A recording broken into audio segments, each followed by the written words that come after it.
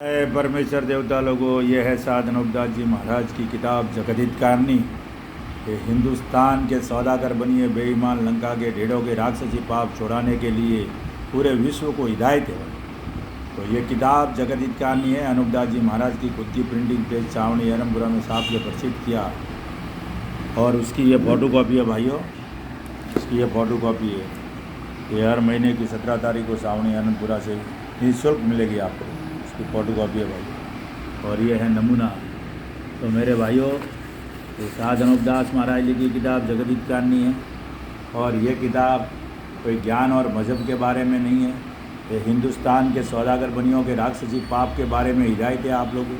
तो सात गौर के इस मजमून को पढ़ करके हिंदू, मुसलमान और अंग्रेज तीनों लोग इस किताब को पढ़ करके और झूठ और सच की तलाश करके इंसाफ करो तो दुनिया में अमन शांति कायम हो जाए और दिन और दुनिया का भला होगा। तो भाइयों, ये किताब कोई नाचने कूदने के लिए नहीं है, खेलने कूदने के लिए नहीं है, तो खेल मशरी करने के लिए नहीं है।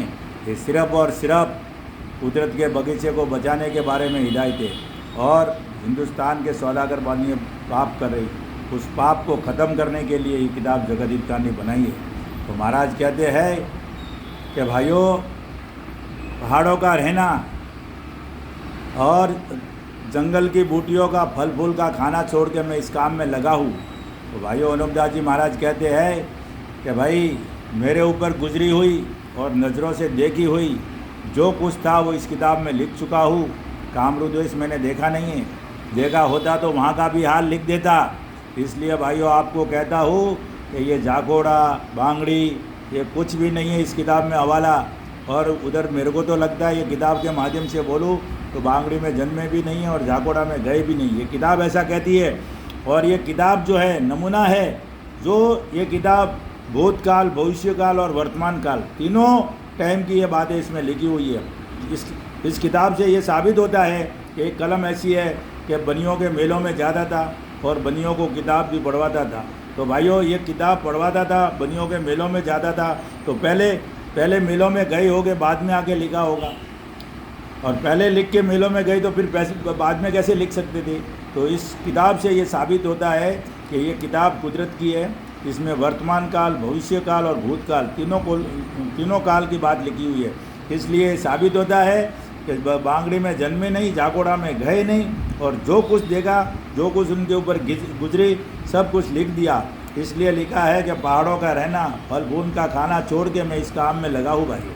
तो मेरे भाइयों, गौर करो और नमूने के आधार से चल के काम करो। आज ये अनूप मंडल इसका जागीरदार बन के बैठा है, लेकिन अनूप मंडल ने आज दिन तक 117 साल से एक किताब नहीं छपाई है, तो पाप कैसे छूटेगा। ये बड़े बड़े अनूप मंडल के धुरेंद्र मकनाराम जी, वो खंडेलवाल और भी कई लोग ऐसे वक्ता लोग हैं, बड़े बड़े बयान देते, पाप मैं छुड़ाऊंगा, मेरे पीछे जुड़ो, मैं छुड़ाऊंगा। अरे तुम्हारे पास किताब ओरिजिनल नहीं, कुछ है नहीं, तो तुम कैसे छुड़ाओगे भाई, कैसे पाप छुड़ाओगे। किताब तो एक छपाई नहीं 117 साल में, अपनी मन गढ़त बातें लेके चल रहे हो, किताब झूठी छपा के चल रहे हो। हाँ, और अनूप मंडल में जो किताबें चलती है वो बनियों की किताब के आधार से छपी है, 288 नंबर किताब के आधार से चलिए, तो कैसे आप पाप छुड़ाओगे। आपको सच्चाई कहता है तो आपको गुस्सा आता है, आप मारा मारी करने को निकलते। पहले सोचो, समझो और ख्याल करो और नमूने की पहचान करो। नमूने की परिभाषा क्या है, नमूने को समझो। इसलिए भाइयों, अनूपदास जी महाराज ने बोला है कि मेरे ऊपर गुजरी हुई नज़रों से देखी हुई जो कुछ था वो लिख चुका हूँ। कामरूदेश मैंने देखा नहीं, तो देखा होता तो वहाँ का भी हाल लिख देता। और पहाड़ों का रहना, फल फूल का खाना छोड़ के मैं इस काम में लगा हूँ।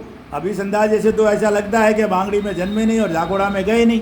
सीधी सी बात है, खुल्लम खुल्ली दिख रही है। और कोई किताब के माध्यम से साबित करके बताए तो हम मानने को भी तैयार है, उसमें हमारे को कोई एलर्जी नहीं है। लेकिन हम तो इस किताब के फॉलोवर है, किताब ऐसा कहती है, किताब के आधार से चलते हैं। बाकी तो सब लोग गुमराह करें भाइयों। गहराई से सोचो, समझो और ख्याल करो। और इस किताब को पढ़ना हमारे लिए सौभाग्य की बात है, इसको चूकना हमारे लिए परम दुर्भाग्य है। मैं आज बार बार कहता हूँ, हिंदू, मुसलमान, अंग्रेज, अगर दुनिया में अमन शांति लाना है, दुनिया दिन और दुनिया का भला चाहते हो, तो हिंदुस्तान के सौदागर बनियों के राक्षसी पाप का खात्मा करो, तब जाके दुनिया में अमन शांति कायम होगी, वरना कुछ नहीं होगा। जय परमेश्वर।